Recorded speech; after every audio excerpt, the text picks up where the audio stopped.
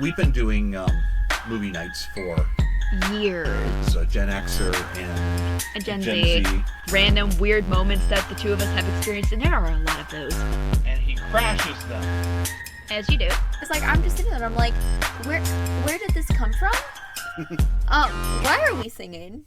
I mean, you're not going to learn anything about the movies listening to us talk. This is the Argo City Podcast. Film, conventions, and fan life with Maddie and Matthew. So we are back. We have returned. This week is the Movie Wheel of Boom. And this week we spun Disney's 2016 Zootopia. There was a specific reason that I put this movie on my wheel. And it was because last week when it was my pick, we watched Elementals, which I don't know if it's going to be in the same order or not. It's probably not. But you mentioned during the podcast that you hadn't seen Zootopia when I was talking about the city. And I was like, I'm surprised you hadn't seen it based on the fact that I remember seeing it when I was fairly young. Yeah, I don't know that we went to see this in the theater. If you went to see this in the theater, you went to see it with somebody else. But I don't remember going to see this. I know I didn't see it. This is the first time I've seen it. Mm-hmm. And you you had a lot of really interesting thoughts, and especially your reactions throughout this movie was hilarious to watch. Well, there's stuff about it. I mean, this is a buddy cop movie, and I like buddy cop movies. But it also gets on my bad side right away with some of its philosophies and some of the kind of politics that it seems to be playing into. And I turned to you and I said, I hope we get an arc here where I just hope we get an arc here because I need to see her turn into something different. Mm-hmm. So why don't you give me a summary of it? So, the story of Zootopia essentially follows our main protagonist, Judy Hopps, who is a rabbit, and she's going through, like, the police academy and goes to this giant city where you can be anything you want. And it's kind of her journey trying to, like, solve this case that's going around with, like, animals going savage with her partner. Well, her begrudgingly abducted partner. We don't mean official partner. We mean this is just the guy that she's kind of dragging along. She's dragging him with her.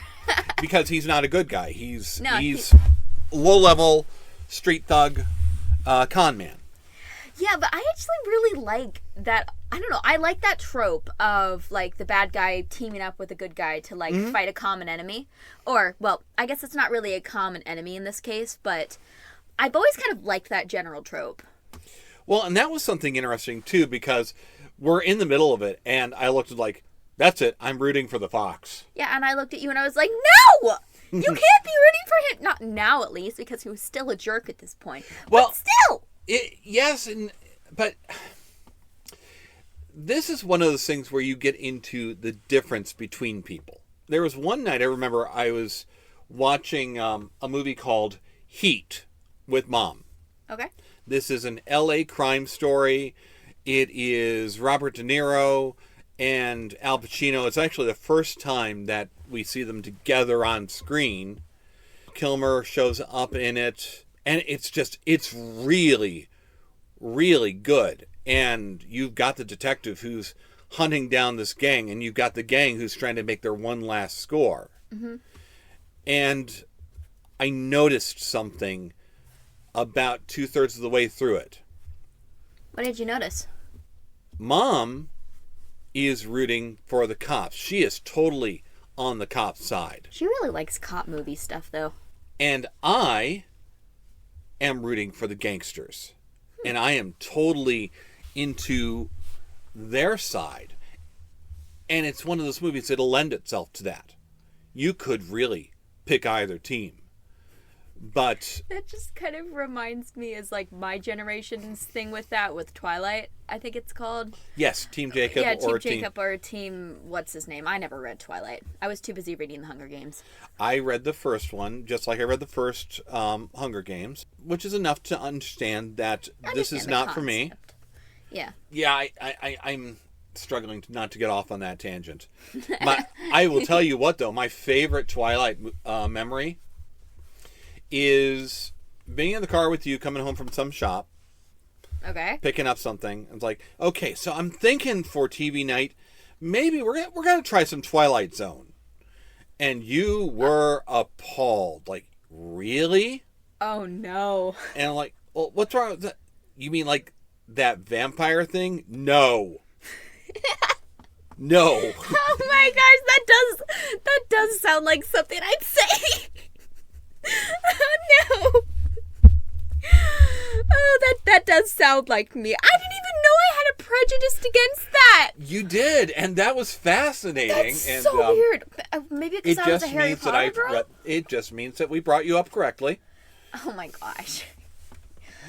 So yes, I latched onto the Fox early on, but I also like the whole con man archetype.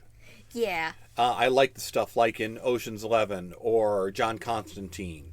Those kind of characters appeal to me. Mm-hmm. And he's fun. He is a lot of fun. Just fun fact. So we're watching this on Disney Plus. Yeah. Which now has commercials. Oh my god, it's so annoying. If we're paying for a subscription, we really shouldn't have to be dealing with ads. Yeah, see, and this is, okay, Gen X versus Gen Z, but we're used to commercials. But if you're paying for a streaming service, though. We even got it in some cable, though, too. But the thing is, so the Fox is played by Jason Bateman. And the commercial that kept coming up is the current Progressive Insurance commercials with Batman. It wasn't Progressive. It was State Farm. Okay. But these State Farm commercials, they're Batman commercials. And do you want Batman or do you want Bateman? So we have him 10 years later doing these commercials for the movie that he's in. Yeah, you did point that out kind of right away, which was kind of funny. As soon as I saw the name, but I didn't know until I saw the name. Yeah, and you didn't really see it until the very end. There were a lot of these that's like, I kind of hear it, but I kind of don't. The burnout water buffalo at the yoga studio, I looked and like, surely they don't have Tommy Chong for this. Yes, they do. Yeah, you screamed when his name showed up at the end of the movie. You were really excited about that. I was pleased to be right about that. And it's just such a... It's a good cast of people doing it. It is. And especially since I don't know Judy, I don't know that actress, but I do know Bonnie Hunt. I do know Alan Tudyk. Mm-hmm. You and I are going to start... We're doing preview week for TV night next week, so you're going to see Firefly for the first time. Yeah, I've got and he's going to be in that. Alan Tudyk's in that. You've probably seen him in a ton of other stuff, though, too. He's one of those guys who's been in everything. Huh. Okay. There was one thing I did want to mention on this.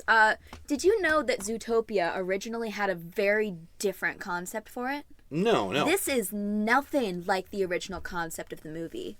There's like a 17-minute video on YouTube. I'm going to send it to you just so you can check it out at some point.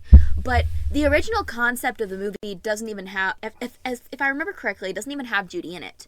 It actually follows, what's his name? I can never remember. The Fox? Yeah, the Fox.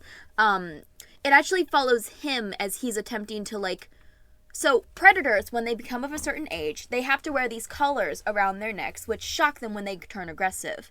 He creates a place like an amusement park specifically for predators where they can deactivate their collars for a little bit, and they can just kind of be themselves. And there's a bunch of concept art and stuff for it, and it's a much darker premise. That's kind of what I was thinking, because this feels a lot more hopeful. It's juxtaposing predators versus... prey, but of course the animals have all evolved into a modern humanist society. Yes, but frankly, I want to see the original concept created because I find that so much more interesting than this movie. It doesn't have a broad enough appeal for a Disney movie. Yeah, would have to be. I wish they had sent it off to Universal or something. They could have done something cool with it. They might have, but even for this kind of movie, I think that would make a very good underground film or comic book. To me, it feels perfect for a graphic novel for an artist who can really work with shadows and contrast and lighting. It seems like it's perfect for that. So, did it have the different habitats? Was it still the same kind of world building? It's been a while since I've seen it. I want to say so, but I'm pretty sure it mostly focuses on that amusement park. That was something that I thought was interesting. They describe, okay, so the world has these different habitats for different kind of life. Yeah, and you've got to be able to deal with all of them. Mm-hmm. And man, that feels like that'd be a great video game. Oh my gosh. They didn't have the time or the place to world build like that. But it feels like it would be a great video game to go and spend some time in each of these, especially if it's an open world. That would be really interesting. I wonder if Disney did make a game on that. Honestly, I wouldn't be surprised. Actually, kind of jumping in where you were talking about a little bit about the police academy, I was honestly kind of excited watching that particular scene, just based to the fact that as a student in college right now, I am constantly around the police training group there. Like, just for example, back when I would go and walk in the fitness center, a lot of times they'd be running drills down in the area below it. So I'd be kind of above and I'd watch down at them as I'm walking around the track.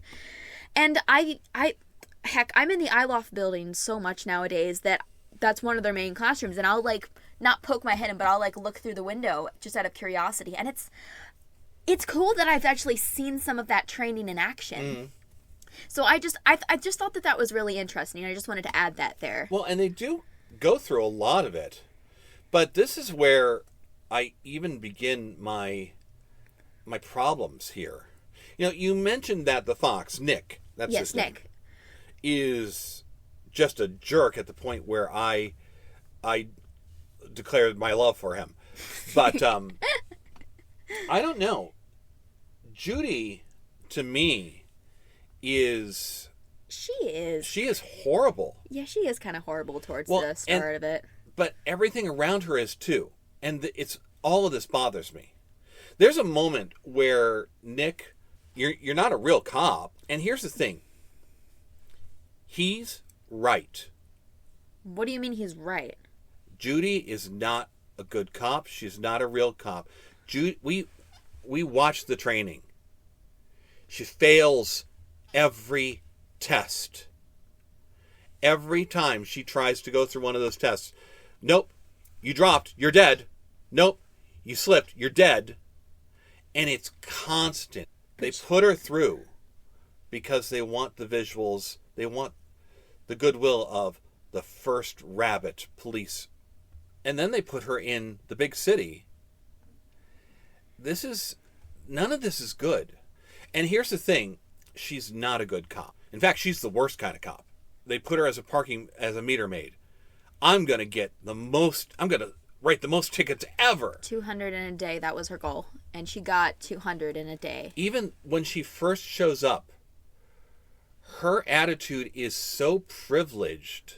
Oh, what a cute little bunny. No, see, bunnies can call each other cute, but other animals aren't real. I wanted to reach through the television and strangle her. Mm. And I especially hate that kind of an attitude. Your entire life you have been around fandom and around conventions. Pretty much, yeah. How often have you ever heard me use the word geek? Actually, now that you mention it, I don't think at least not when you're being sarcastic. How often do you hear me use the word nerd? That's wild. I don't like those words. I use words like fan. Or just general weirdo. I use positive adjectives. Because this idea of, okay, well, you know what? That's not your word. It's my word. We get to use it. I'm reclaiming it. And you're not reclaiming anything. The cheerleaders and jocks that called you nerd or geek, they don't care that you've reclaimed that word. And I don't want to perpetuate that. And I hate it when people use that for themselves. I find all of that offensive.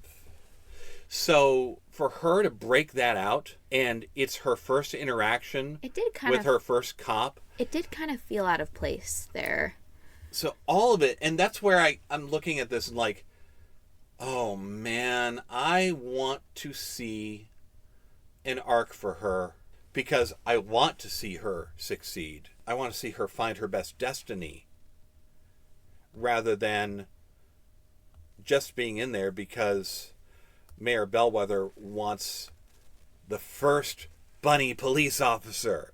Yeah, what did they call it? Like the mammal extension project or something? Something like that. I don't remember exactly what it was. But even that's telling you she's not there because she's the best at her job. And I don't like that. That sets her up to fail. Mm-hmm. And you know what? She really, again, I'm going to say it. She's not a good cop. What she is good at, she's an excellent detective. That's a good point. That does seem to be kind of the main thing she does throughout the movie. She's just trying to figure out what happened, why it happened, and what's kind of going on. And she does find her best destiny. It's not beat cop. It's not rank and file. It's not 90-pound little bunny trying to take down a 200-pound grizzly bear. It's following the clues and figuring out why. It's investigating. Mm-hmm. Now, she also doesn't have the people skills yet, but that's where Nick comes in. Yeah, she's trying her best, okay? She's trying her best. And you know what? I think we do get it at the end because she flat out says, you know what? What I realize is we all have our limitations. Mm-hmm. And she's kind of talking about it's you described this to me. The whole thing is follow your dream. Well, to me, it feels more like find your best destiny. And it might not be your dream as you expect it. Mm-hmm. Find where you fit in best. Because not everybody can do everything equally. Not everybody has the aptitude for everything. Huh. So I'm glad that we got there. So, you had a lot of, kind of like turning this to a more lighthearted note, you found a lot of references throughout this movie. You know what? That I thought was funny too, because there were a lot of jokes in here that were for my age and not for yours. Yeah, Disney tends to do that. They tend to include a lot of jokes for the adults watching. Sometimes they do, sometimes they don't. To me, it's a Muppet thing. The Muppets would always do gags and stuff like that would fly right over the kids' heads. And the adults are getting it, and I don't believe they got away with that while the kids are watching the bright colored puppets. But yeah, no, they go into the limo while they're investigating. Mm-hmm. And, there's CDs. And he reads off the names. I didn't catch the names. But then he's got Rat Pack music because they're literally rats on the covers. Yeah. And you're like, so what? You turned to me and was like, do you know this reference? And I replied, no. And he proceeded to facepalm, looking so disappointed at me. And so is every Gen Xer listening to this, and Baby Boomer. I'm sorry, I don't know what it is. I don't listen to normal music. You should know this by now. Well, this isn't even my generation's music, but I know it. So, back in the 50s, 60s, there's a group of performers that just kind of earn the name of the Rat Pack. So it's Frank Sinatra, Dean Martin, Sammy Davis Jr., Peter Lawford. Why are they called the Rat Pack? Well, they're the second Rat Pack. The first Rat Pack was a group of actors that went up and were testifying during the McCarthy communist hunts. And because they were taking the side of the communists, they were labeled the Rat Pack. And so Frank was friendly with Humphrey Bogart, who was kind of the ringleader of that. And Bogart kind of passed it along to them. So that's what, and they were entertainers, but they were pals. They would hang out. I love everything about the Rat Pack except their actual music. I don't listen to it. But I love the comedy, and I love the idea, and I love the cool. So essentially it was just like a group nickname? Yes. Yeah, I was going to say, I recognize that with my friend's Scooby Squad, as I used to call it. So I kind of get the idea. We've got our own Scooby Squad with my friends as well. I'll hang out with them on like Free Comic Book Day or at the Christmas party at Carol and John's and stuff like that. Well, yeah, we're the Scooby Squad because we all dressed up as Scooby-Doo characters for a for a random, like, I don't even know what it was for. It was for a Spirit Week thing. It was a Spirit Week thing. So we had the Rat Packs. We had a Godfather riff. Yes, you also proceeded to run out into the hallway and come back with a giant, like, I'm talking a giant A giant poster of Marlon Brando. It was cardboard. It wasn't even a giant poster. It was I'm talking like, I think I'm like 5'4", 5'5", and it literally would have come up to like my waist. It's about 4 feet by 4 feet. I picked it out of somebody's trash. Of course you did. Where else would you find something so ridiculous? But the little tiny rodent, whatever he was, is doing a perfect Brando. He's talking about Mr. Big, the mafia guy. Mm-hmm. Well, and The Godfather is the quintessential. It's the gangster movie. Mm-hmm. It is the most, and it's even happening on the day of my daughter's wedding. All of this. It is so perfect. And then we find out, okay, the mammals, the predators aren't going nuts. They're being drugged. Yes. And we get to the... But hold on. This was a reference that I was aware of way ahead of time, and I was waiting to see your reaction to this. I was waiting. I'm looking, yellow spacesuit, and it's blue. It's blue. And I looked at you like, this is a Breaking Bad reference. And I'm just sitting there like nodding And excitedly. then we start hearing him talk on the intercom, and they call him Woolter, Woolter. I don't think I caught that meme. Talking to Jesse. So yeah, the amount of these kind of they just kept coming, and I'm sure there were even more these are didn't pick up on. inappropriate references, though. These are really not. These should not be in a kid's movie. That was hilarious. Yes, those are. But then again, that's where I come back to Tommy Chong playing the completely stoned water buffalo. That's again completely stoned water buffalo. These are all references that are right there for my age. I noticed something interesting, at least that was interesting to me.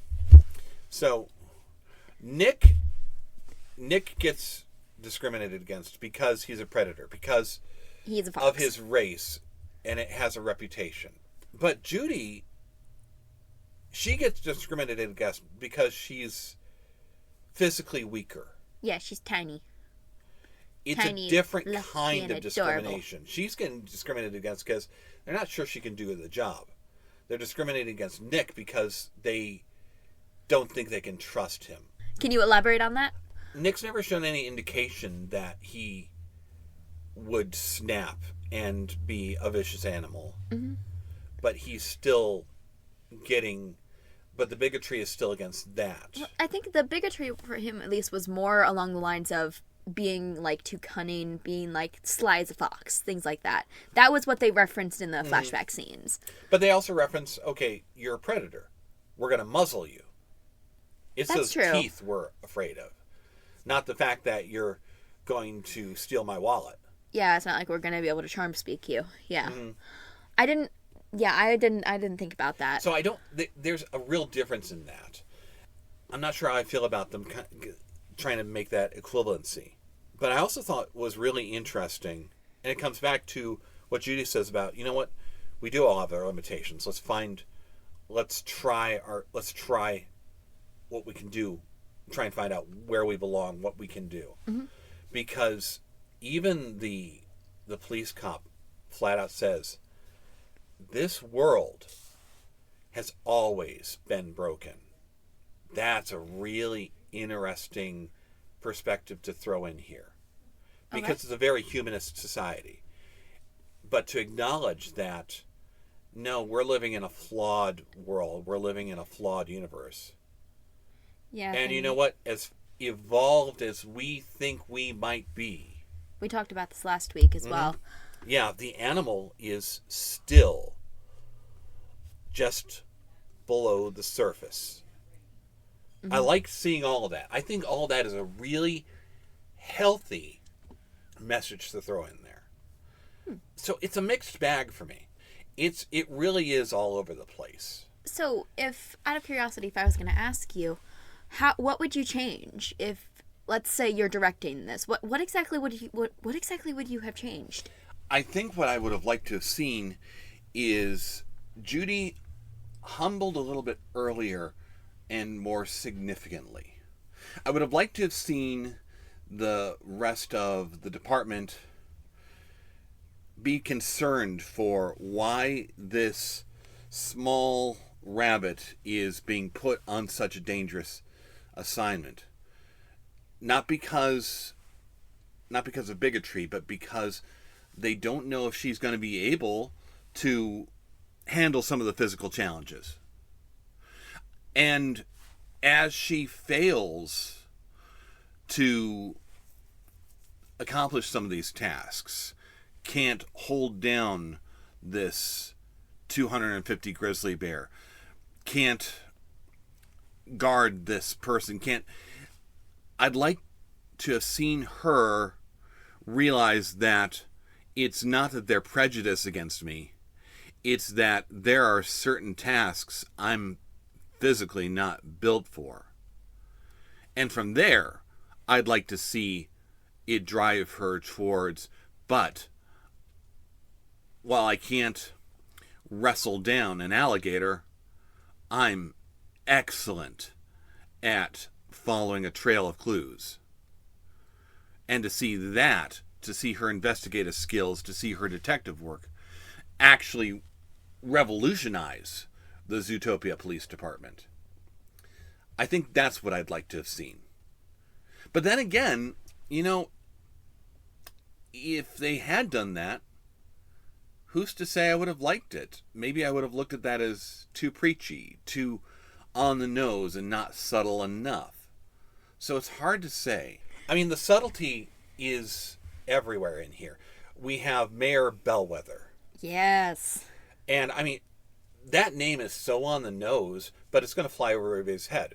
She blows with the wind, with popular opinion. So that's what you meant by that. Yes, that's what a bellwether is. You stick your finger up in the wind to see which way it's blowing. And she moves with that. Yeah, there was something I remember seeing a while back when I watched like a video essay on it.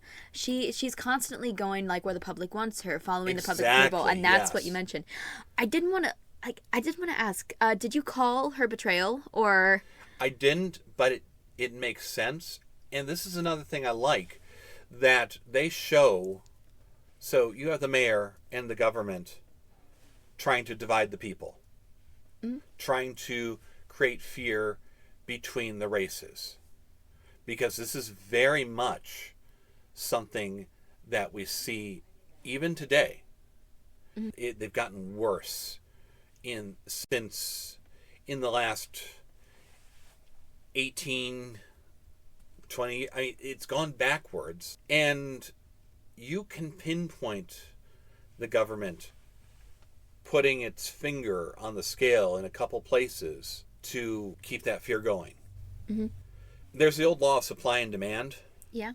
Well, the demand for racism from the government, it outweighs the supply. There's not enough actual racists for the government to keep us as divided as they want. Yeah. So they've got to push more of it one way or the other. And government sucks. That keeps them in power. The fact that this movie straight up went there, that's quite impressive. Based on your assumption, I'd say we are starting to get there. So, yeah, where I keep coming back to, it's a whole mixed bag for me. There's some good stuff and some bad stuff. And I think I know how I'd improve it, but you know what? I'm not sure that it would have. You had even more notes than I did. But yeah, I think we've sufficiently over-deconstructed this way beyond what it deserves. Yeah, it's a Disney movie. All right, well. We'll be back next week with The Movie Box of Doom. And we will see you next time. Bye.